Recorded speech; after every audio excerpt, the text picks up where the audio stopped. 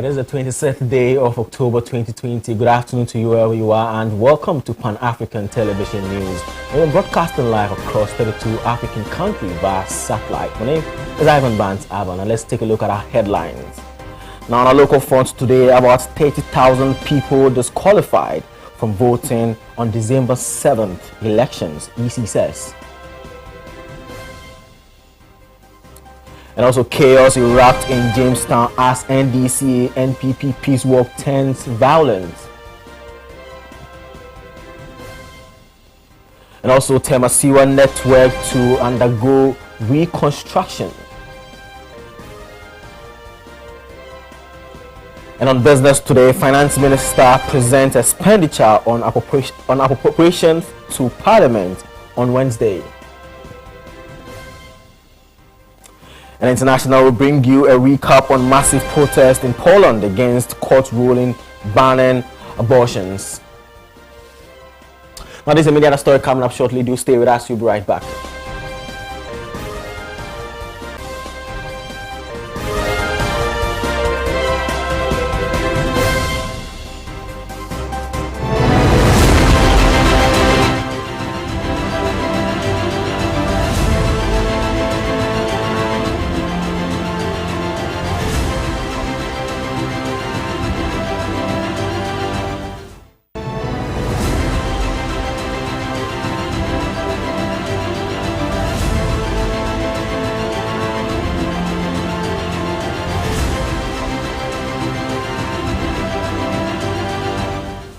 Welcome back and welcome to the midday news on Pan-African Television. Now, on election focus today. Now, the Electoral Commission has disclosed that about 30,000 out of 16 million people who took part in the voter registration exercise have been disqualified.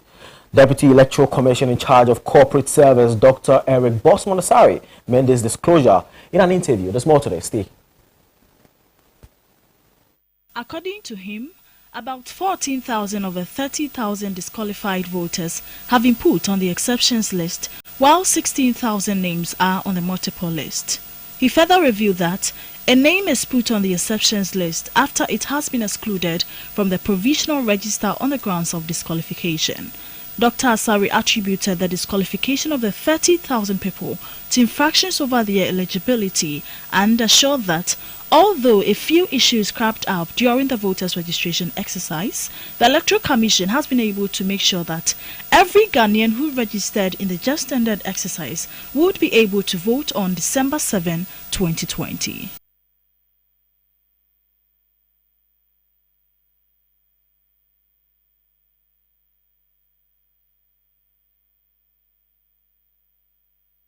Let's move on to our next story. Now, a peace walk by supporters of the new Patriotic Party, NPP, and the National Democratic Congress, NDC, at the Jamestown in Ododio constituency was ruined by chaos in the early hours of yesterday. According to sources, the violence occurred around the Acta Mills Highway at a popular intersection known as One Way in the Accra. A series of videos that have emerged on social media showed supporters of both parties throwing stones and hurling insults on each other.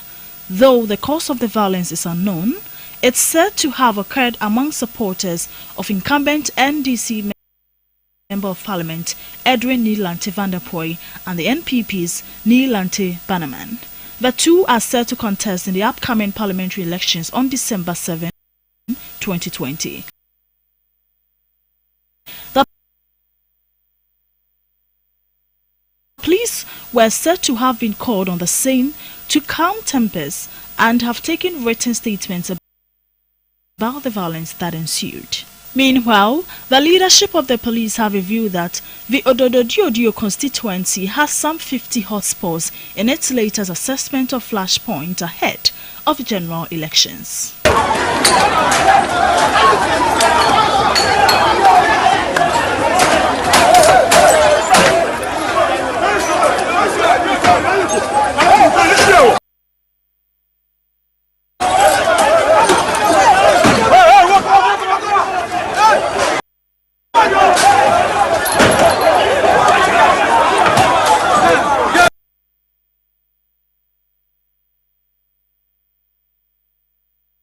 Now, away from that, President Nana Addo Dankwa Akufo-Addo has cut salt for the reconstruction of Tema-Siwa network, a wastewater and solid waste treatment plant for the people of Tama and Ashaiman. The project, which is a collaboration between Jospon Group of companies and government, when completed, would provide jobs for the teeming youth of the area as well as provide input for agriculture and infrastructure sector. Tema is touted as one of Ghana's most well-planned communities with a central sewage system constructed in the days of Ghana's first president Dr. Kwame Nkrumah, but years of neglect have led to broken down pipes and treatment facility.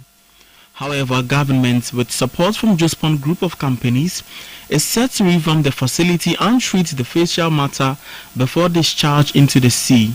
However, government, with support from Jospon Group of companies, is set to revamp the facility and treat the fecal matter before discharge into the sea. Speaking at the sword cutting ceremony, President Nana Akufo-Addo said the reconstruction of the sewer network was part of the government's policy of tackling sanitation problems with collaboration from private sector. Which are touching and impacting lives.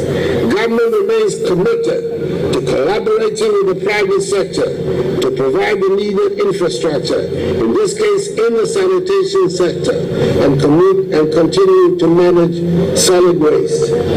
Let me reassure NICP, the government is taking a close look at the operations of the TDC, and soon a new blueprint will be outlined on its future. NICP, many NICP, but here after TDC is here, government in Kwame, at the new policy Kubaba, we back when any NICP call.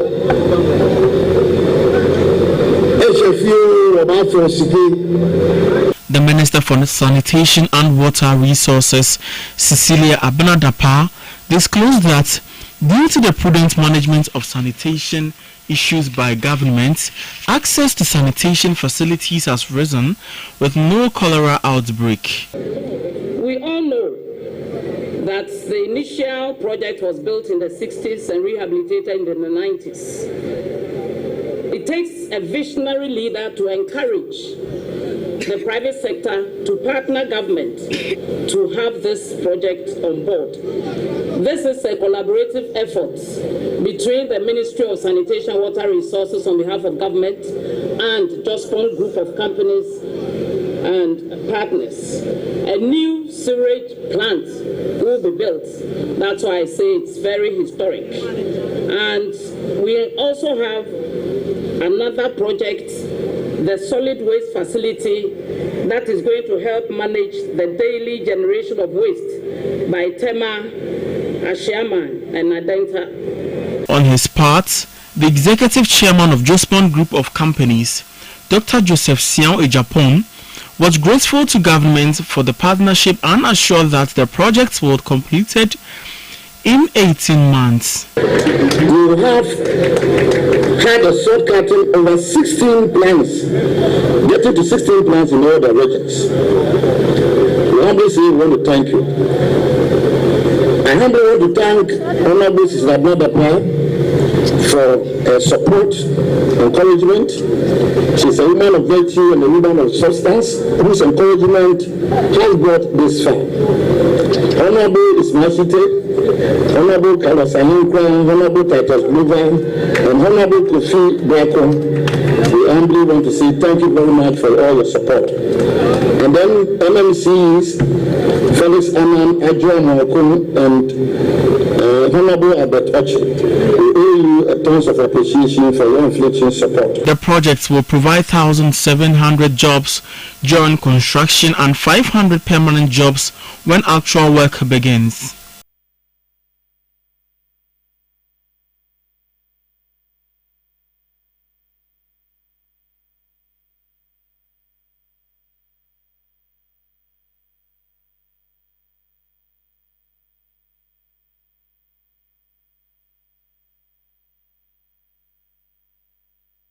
Now, away from that, the Ashanti Regional Police Command has embarked on a special police operation and arrested a number of suspected criminals to assist with police investigation in response to recent cases of armed robberies within the metropolis. The command also acted on intelligence in respect of the suspected criminals whose name came up during investigation and conducted swoops within the metropolis and apprehended same.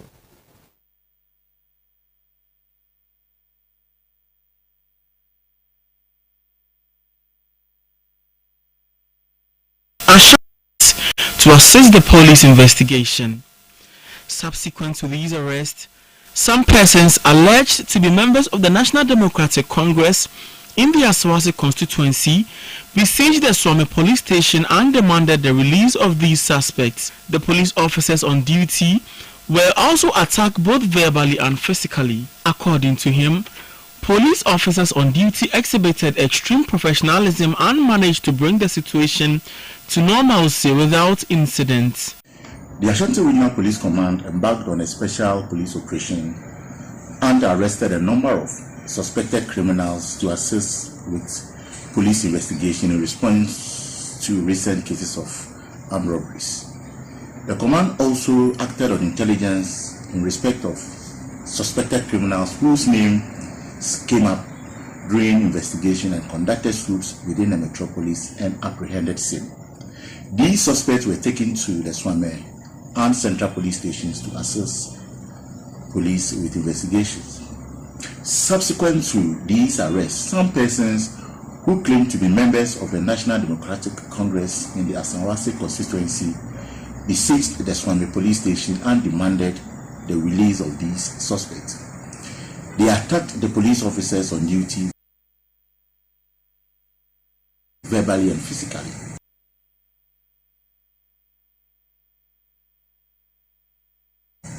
The police officers on duty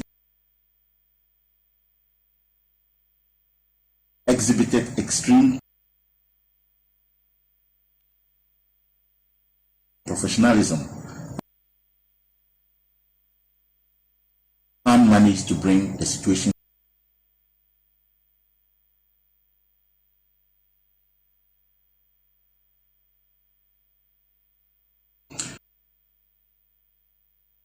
especially one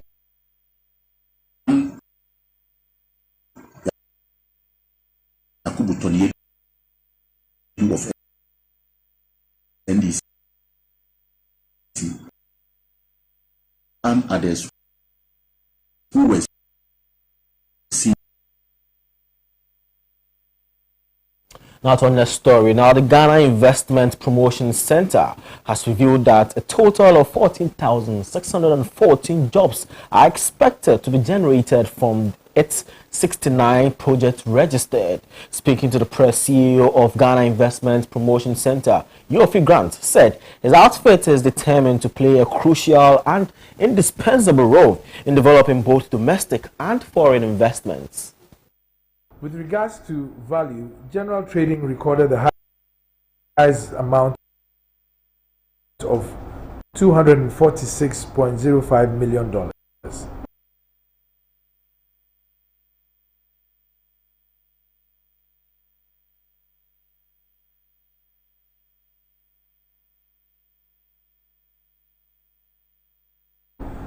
This was tailed closely by the mining exploration sector with US $231.02 million, having sealed one of the major investments such as the Chirano Gold Mine project for the exploration of minerals. The manufacturing sector also saw significant investments valued at US dollars $170.69 million on the back of some notable ventures such as the deal by Matrix Industries for the manufacture of paper and aluminium products, as well as the Rainbow Paints Limited project, which is a joint venture between Ghana and Kenya for the manufacturing of paints and related products. And indeed, our industrialization policy seems to be yielding fruits as we see more and more investors interrogate the possibilities of investing in industry in Ghana. Geographically, the spread of the projects cuts across 6 regions, mainly Greater Accra, Central, Eastern, Ashanti and Volta regions, with most projects registered in the Greater Accra area. Together, the 69 projects are expected to make significant contribution to job creation in the country. There are estimations a total of 14,604 jobs are expected to be created when the projects are fully operational. Out of this, 14,052 of the jobs, representing 96.15%, is expected to be for Ghanaians, whilst the remainder of 562 jobs, which represents 3.85%, will be taken up by foreigners.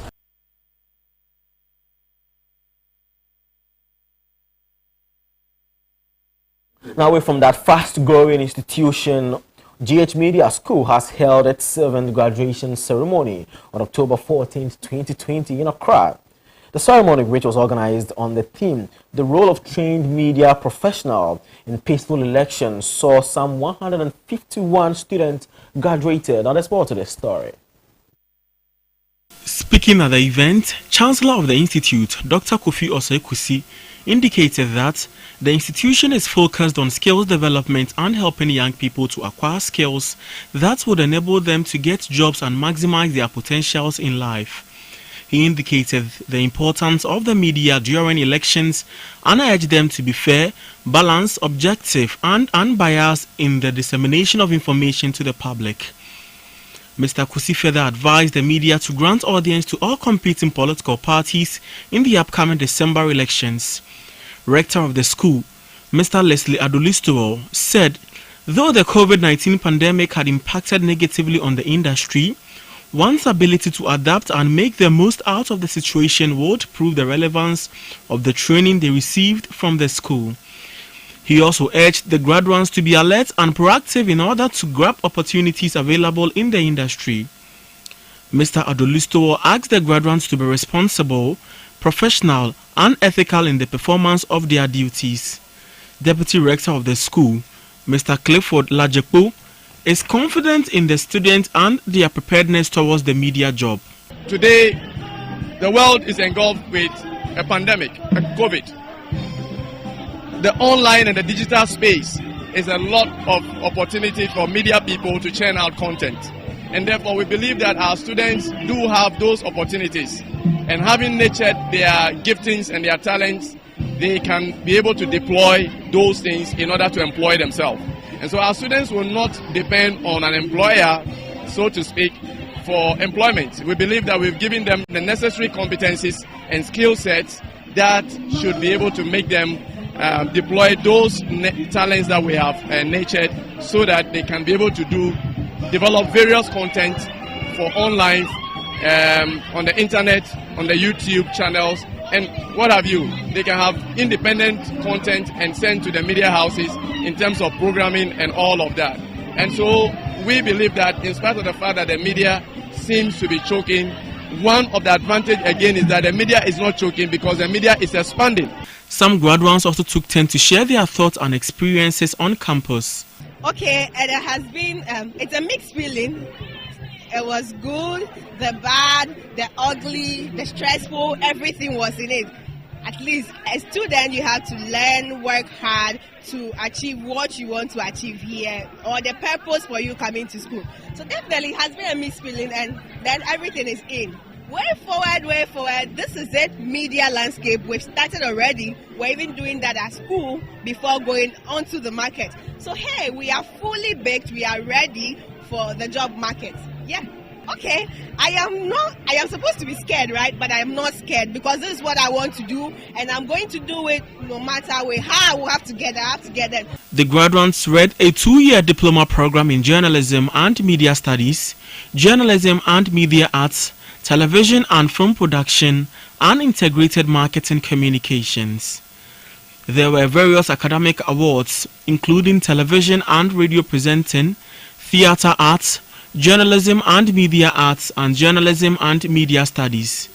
Some graduating students also received awards under special non-academic recognitions such as Best Dressed Student, Well-Behaved Student, Most Enterprising Student, Most Promising Student, Most Devoted Student, Most Visionary and Leadership Student. Ms. Gifty Afeke emerged the overall Best Student in Media Studies. Speaking at the event, Chancellor of the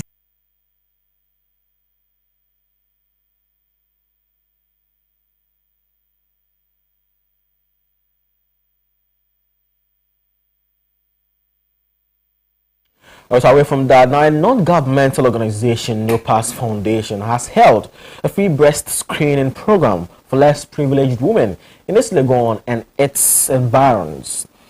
The initiative, which forms part of the organization's outreach, benefited some 60 women by means of screening and provision of sanitary materials. There's more to the story.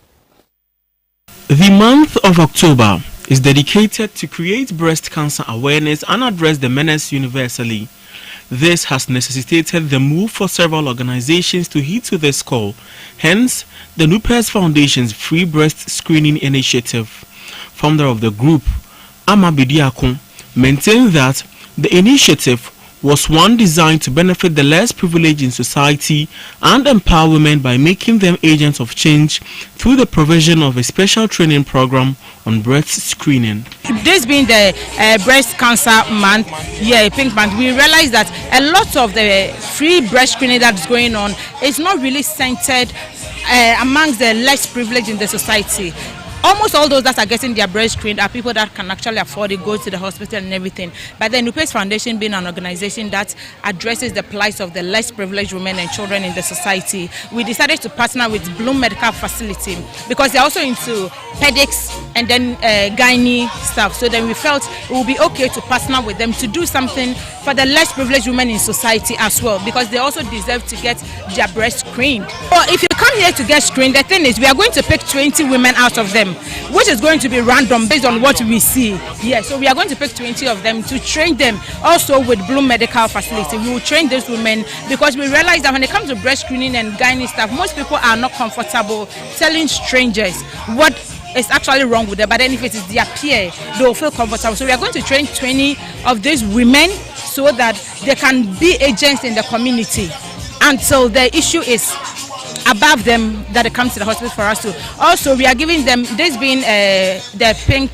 month, we are giving them free sanitary pads because we believe that most of these women experience period poverty. Official partners for the exercise, Bloom Medical Center, outlined their reasons for getting on board and affirmed their commitment to champion the cause of breast cancer awareness. So what happened was that we saw NUPES, it's an NGO, so they came to us and then they were like, this is actually October, and October is breast cancer screening month.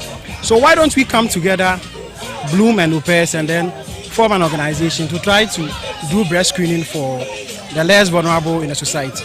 So then we chose this particular constituency because it's quite closer to Bloom. So then when screening is being done, we can quickly refer those who probably might have any lumps in their breast to Bloom Medical Center. So it's an initiative to actually do something for the less privileged because it's October, which is the pink month. So we are trying to help the less privileged, not those who actually have. And then most of them too, there's a perception that apart from October, you are just done, no breast screening again. So we want to conscientize them that October, yes, is dedicated for breast screening, but it is not just October. You can also be checking your breast anytime you have the time. So Stephen Abban is financial officer of the center. But can men be affected too? For Bloom Medical Center, there are few men who came in. Those of them were a bit curious to come and see whether you can find some lumps in their breast. But obviously, yes, there are a lot of men who have lumps in their breast. But so far, the guys are shying away from coming to see. And a lot of them have not accepted the fact that exactly. They feel breast cancer screening is just for ladies. But that is not the case. There are few men who have lumps in their breast, but this is 1 in a million. But the situation is there. Some beneficiaries also share their experiences. Oh, and she come or say, daughter catch them say, my okay. My first time on the me ye be dana and then me tea and I'm saying me baba. Oh, sir, my first time to me who are the omobey me to me ha. Me kwa kwa here are the omobey me.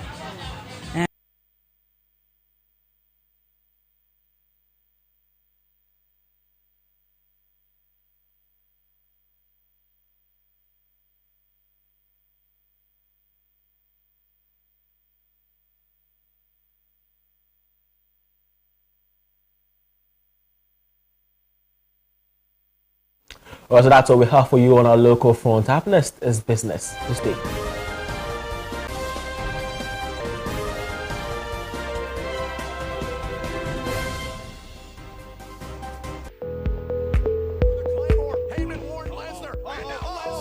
German suplex. There's the first to McIntyre. And don't think I decided Truman capsules and so at their brand. I can't think of what's a good deal to me, dear Michi. I will say, at the account now, you're better man than a ball.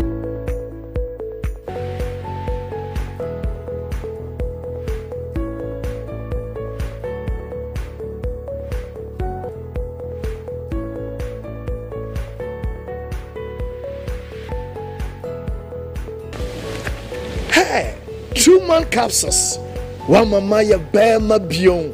Truman ye marima drew and mofra woni in fear dun watch into me numbi. Sa Jadian Krato way FDA for Shimwa Jatum say share.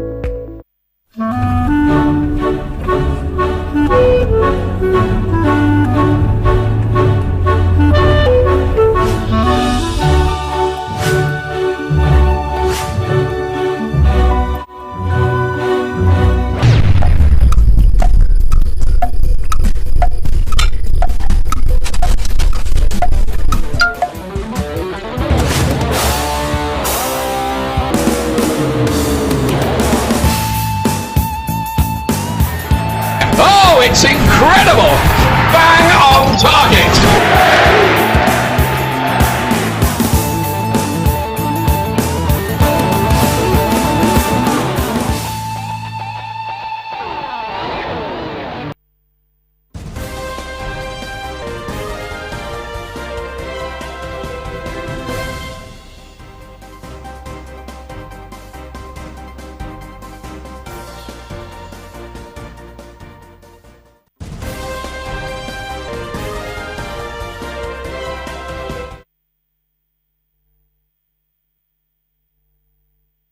Let's do some business story. Now, Minister of Finance Ken Ofori-Atta is expected to present to Parliament the expenditure in advance of appropriation for January to March 2021 on Wednesday, October 28, 2020. Now, Majority Leader Lawrence Osei-Kyei-Mensah-Bonsu announced this on the floor of the House when he presented a business statement for the fourth week. That the presentation of an advanced preparation stems from the fact that there won't be a conventional budget presentation in November as is associated with election years. The government presented a revised budget to Parliament in July for an endorsement of an additional 11.8 billion Ghana cedis as a backup to government expenditure for the rest of the year. An exceedingly worrying situation attributed to the economic implications of the coronavirus pandemic on government projections for the 2020 fiscal year. The finance minister earlier this year revealed that the government will require some 9.5 billion Ghana cedis to battle the COVID-19 pandemic, a situation which may move the 2020 budget deficit with over a percentage. Meanwhile, the mid-year fiscal policy review focused on key sectors such as health, agriculture, education with emphasis on COVID-19 and its impact on the activities of young entrepreneurs, finance, transportation, trade and industry.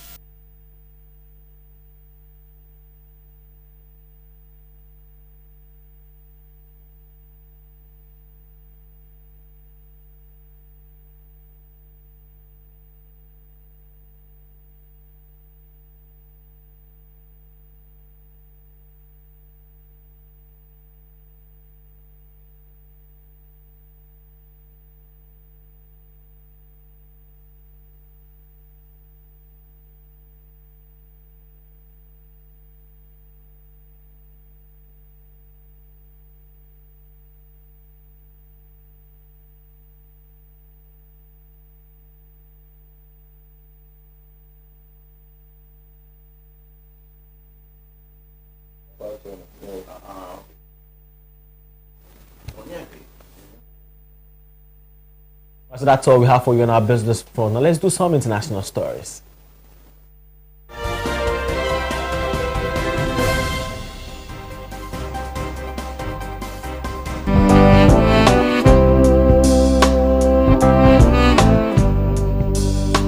Yare bakwa eha mema pa especially ya yenya 40 years and above no efa prostate ehho obetumi nya prostate enlargement anasta prostatitis se wokwa yaresabia na catch us wo PSA level eko higher kaina hu se wo prostate no ehho ya tochema se hu se wo chim ansa na wadwonso wo dwonso na emu apai anaso edu anadwo a wota dwonso a ene kaina hu se wonya prostate disorder. So to me didi ye anasa wata tene wapom anasa wonya daily supplement bia ebetumi aboa ama o prostate no ejina na nan so sambare man chechire we a natural link company a womode pros love capsules a eboa mbarema prostate true man ana dinner capsules eboa emba efichiriko obetumi afra mo.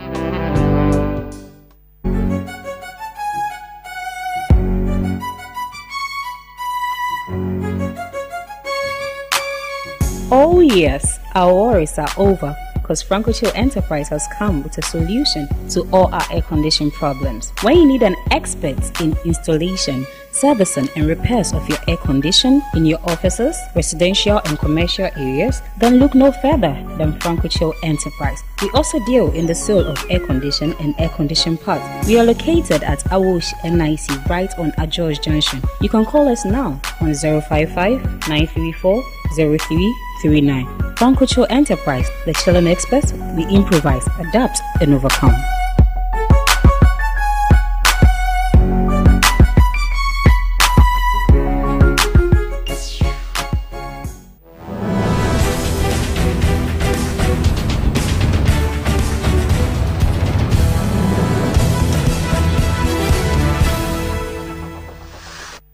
Let's do some international stories now. Women's rights groups and other progressive sections have continued their protest on the fourth consecutive day across Poland on Sunday, October 25th.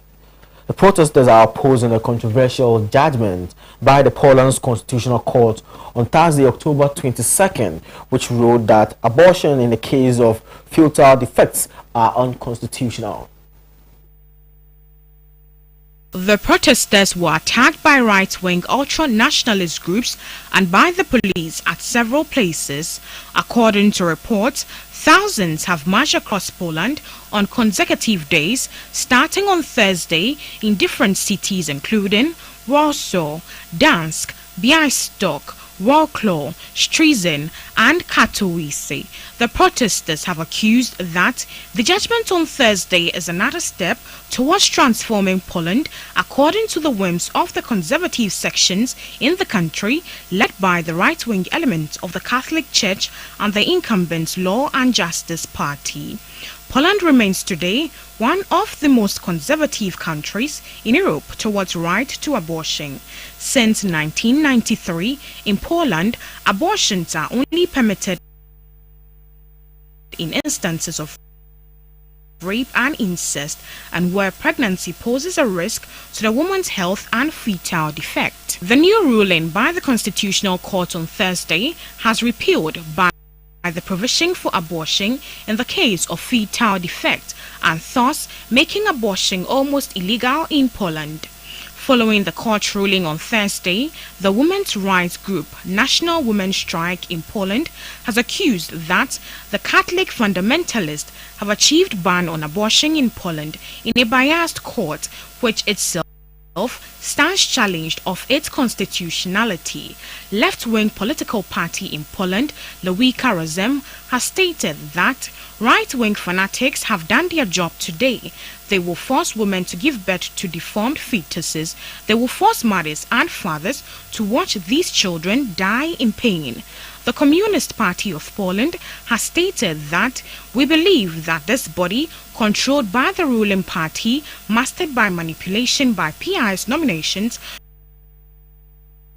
tries to impose religious bans on the entire society, which do not allow the current state of medical knowledge and modern ethics. In 2016, PIS introduced a bill in the parliament intended to ban abortions, but the parliament was forced to vote down the bill following the Polish Black protest, which has become a massive movement in the country and abroad, led by the Razem Party, women's groups and other progressive sections.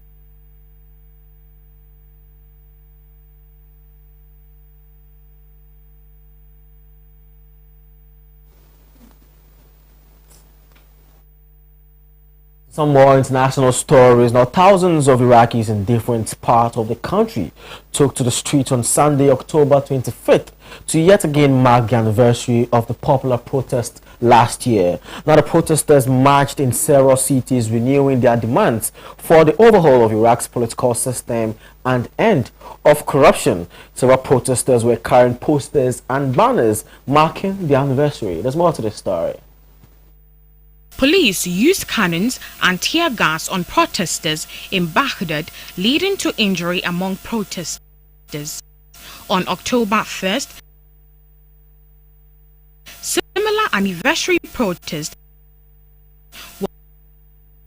were taken out in which thousands had come out to protest. The protesters gave an ultimatum to the new government led by Mustafa al-Khadimi to fulfill its promises of investigation in the killing of protesters or face renewed protest.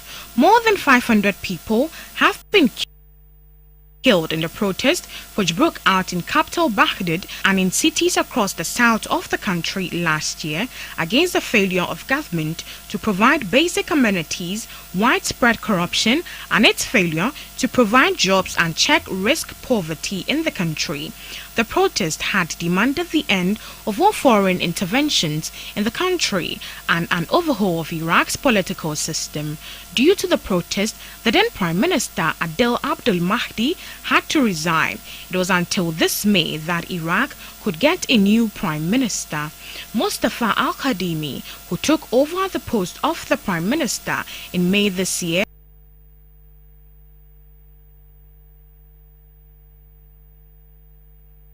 has since announced a tough stand against corruption. He has also declared fresh elections for the Iraqi parliament in June next year. The outbreak of coronavirus pandemic in March forced the protesters to discontinue their street demonstrations. However, since last month, protesters have started coming out in the streets again.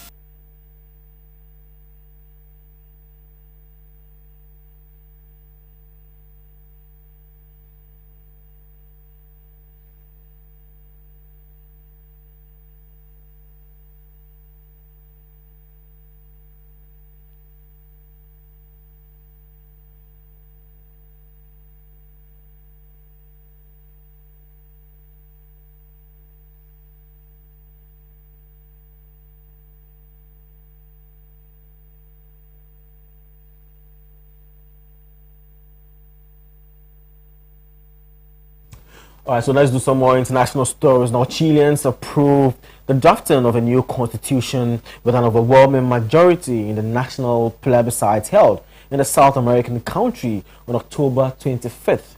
With 99.02% of the votes counted, Chileans decided by a resounding 78.27% of the votes to replace the current constitution that was written and imposed in 1980 under the military dictatorship of General Augusto Pinochet, 1973 to 1990. Regarding the type of body that must write the new constitution, the second question that was raised in the historic referendum, Chileans chose the option of constitutional convention, also with an immense majority of 79.04% of votes. The Constitutional Convention will comprise entirely of members elected by citizens for this task and will have an equal number of women participants. Additionally, over 85% of overseas voters also supported the drafting of a new constitution, with more than 75% of the votes counted. The voter turnout was over 50% and is the highest since the return of democracy in Chile in 1990. Following the announcement of the preliminary results and given their irreversibility around 10 p.m., tens of thousands of people gathered at the Dignity Plaza in the capital Santiago to celebrate the triumph of the Approve and Constitutional Convention options with slogans and songs and fireworks and pot-banging events. In other cities of the country also, the citizens, the social movement and progressive parties took to the streets and celebrated the results and the victory of the people. Meanwhile, from the La Monde Presidential Palace, President Sebastián Pinera, surrounded by his ministers, praised the massive participation in the elections and called for unity to work together on the new constitution. The plebiscite is the beginning of a path that we must travel together to agree on a constitution for Chile. Until now, the constitution has divided us. Starting today, we must all collaborate so that the new constitution is the great framework and unity, stability and the future, said Pinera. Several political leaders from across the continent congratulated the Chilean people for their massive victory in the constitutional plebiscite. Venezuelan President Nicolás Maduro, former Bolivian President Evo Morales, former Ecuadorian President Rafael Correa, various among others, greeted the Chilean people.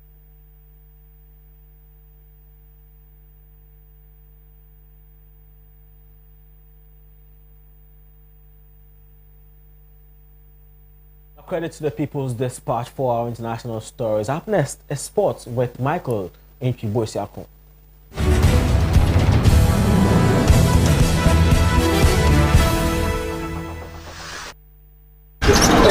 Na jauti kai mu da do klasi wa se wanti mensi mate mi sis mi sire why na me yikwa na tretre wo ojari malaria din ya chinsa eja kwa kuma tuye so no dan proke heba mister osisi mbadu se from oyire so doctor ka chene se o malaria mo ani bi oni pedue mu a so no dank antima x yare malaria ebe kokura obi wo ho no ma ne yemi ye ne yanso a so no dank gastro care herbal mixture oho beto dank phyto care herbal mixture koko ebe ye hu adwuma ma wapon waposo tutu dank extra care herbal mixture obenya hoden ne watimi anante make afo dank no nyina e de amamo na ebenya dwe nya bi we pharmacy shop and a herbal shop also per dank nura ye be ma obi acho mo number ye say 0266593330 enroi oba pemfo oba ma akora nufo ani akora woni mfie du mienu ntime no FDA ahwehwe saa edwadie nkratwe mu agya atom se eye.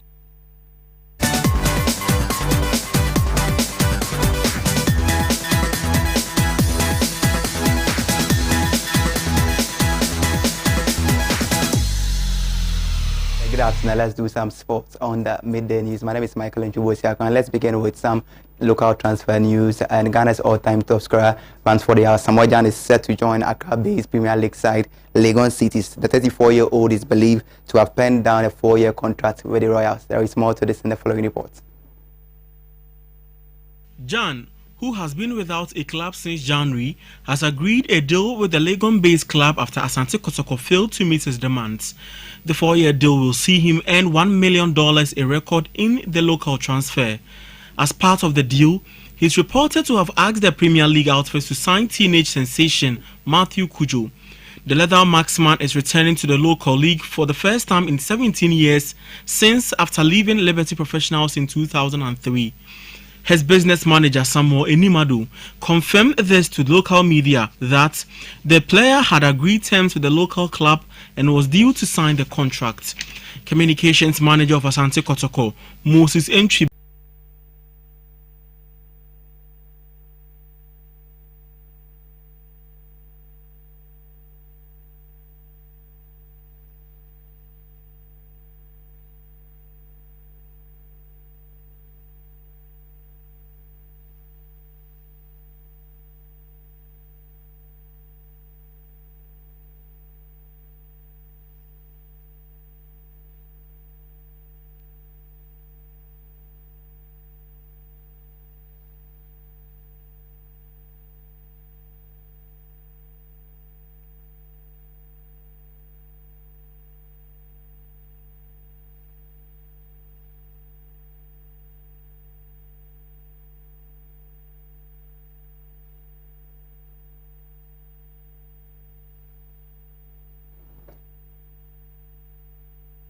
Yeah, so still in some football news, and Tunisian giant Club Africain have been handed a 3-year transfer ban for failing to pay Adriana Stars the fee for striker Daniel Sasraku. The North African club will be fined or has been fined by FIFA and failed to do so, and therefore wouldn't see any player moving out or in the club for the next 3 years. There is more to this in the following report. Ashford Tete Oku's close marking consult thrived in getting FIFA to order the Tunisian side to pay the Ghana Premier League outfit within 45 days, but they defaulted for the third time last month. The deadline elapsed on October 18, 2020, and the next day, close marking consult asked to apply the first level of sanctions.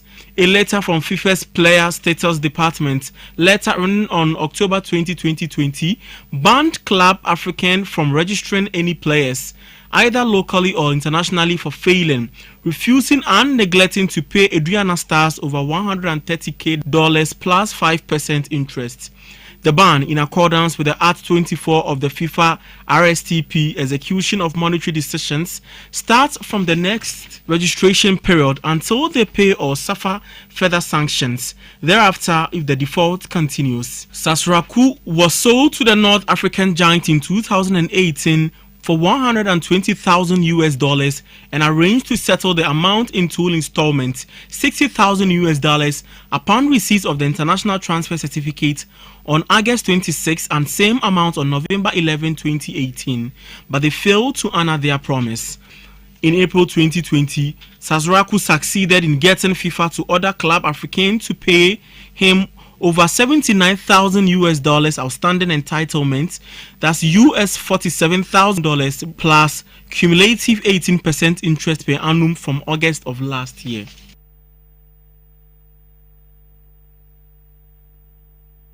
Bringing an end to sports, my name is Michael Chubosi. Next is entertainment news. Stay tuned.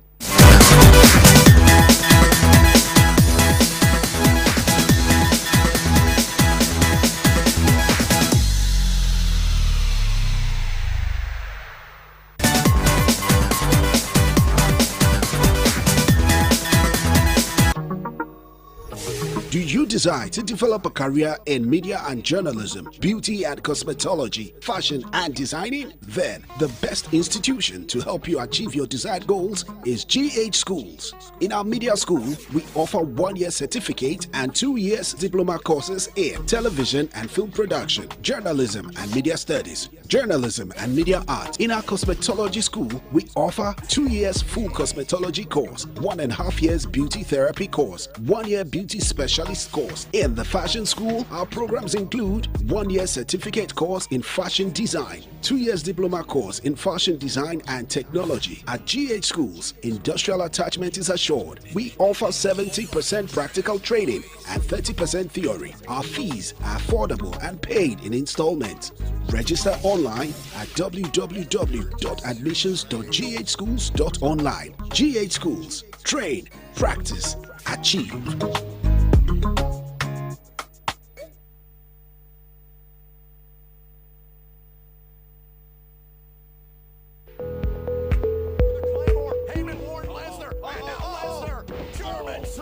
There's the first to McIntyre. And don't know, I decided Truman capsules and so at their brand. I think you know what's a good deal to me, dear Mitchell.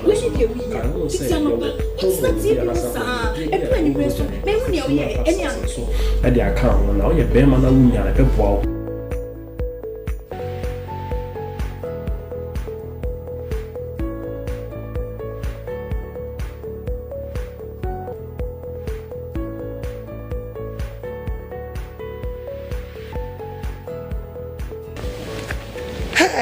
Truman capsules. One mama ya bema bion. Truman ye marime dro emofra woni imfie dunwotwe intumi num bi.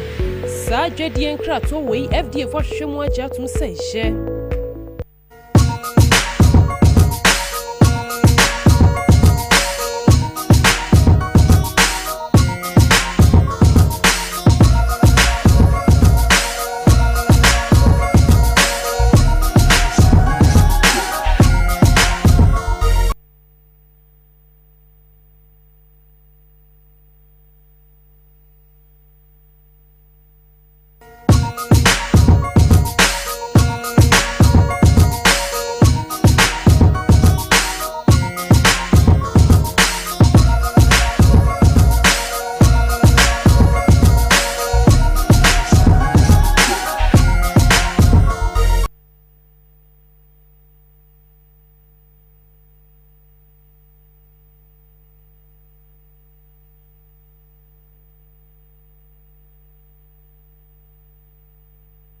So that was sports with my colleague Michael Nchubuesiako. Now let's do some entertainment stories. Now, Minister for Tourism, Art and Culture, Barbara Otenjesi, has officially launched the official paraphernalia for the Kids in Tourism Ghana Club in Accra.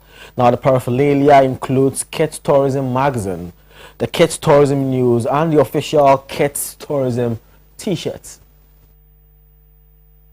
She said the Kids Ghana Club is an educative and entertaining tourism club established in schools across Ghana and in some African countries to introduce children tourism valleys.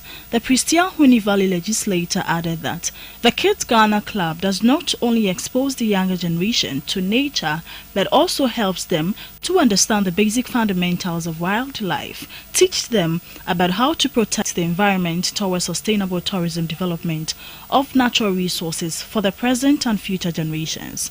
The minister further revealed that it is important for children to be educated about Ghana's culture, tourism, cuisines, folklores, and different lifestyles. Chief Executive Officer of the Ghana Tourism Authority, Akwesi Ajiman, also said entrenching the tenets of Ghana's culture, traditional and historical heritage in KITS is one of the most desirable aspects of the activities of KIT to help young ones know and appreciate unique tourist sites and attractions. He added that the club would help the kids who were into tourism become patriotic citizens and tourism ambassadors for the country.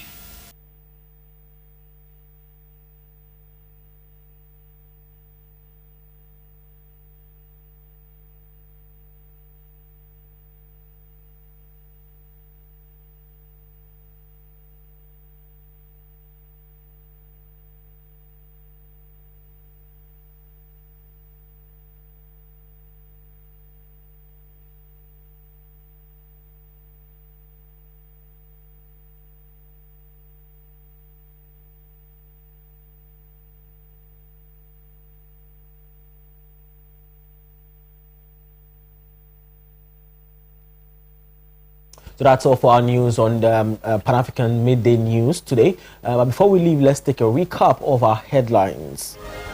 Now in local, we've got about 30,000 people disqualified from voting on December 7th, EC says. Now chaos erupts in Jamestown as NDC NPP peace walk turns violent.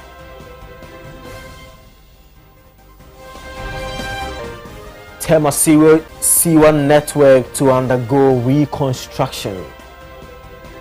And on business today, we did Finance Minister present expenditure on appropriation to Parliament on Wednesday.